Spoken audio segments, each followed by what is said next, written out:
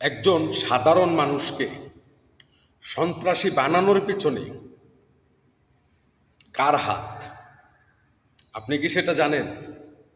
হয়তো আপনি সেটা জানেন না।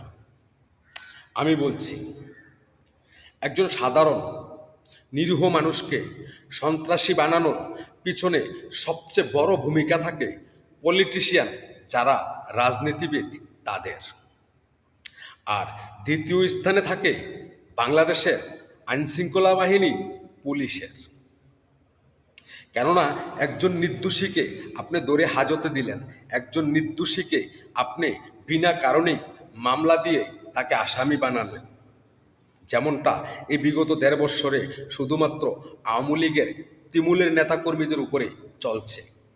এখন আপনি যদি ভেবে থাকেন যাদেরকে আপনি এই নির্দোষী তৃণমূলের নেতাকর্মীদেরকে হাজতে ভরে তাদেরকে ওইখান থেকে আলেম কিংবা আল্লাহর ওলি বানিয়ে বাইর করবেন, তাহলে আমি বলবো সেটা সম্পূর্ণই আপনার ভুল ধারণা। সেখানে আপনি সন্ত্রাস তৈরি করছেন, সেখানে আপনি টেরোরিস্ট তৈরি করছেন।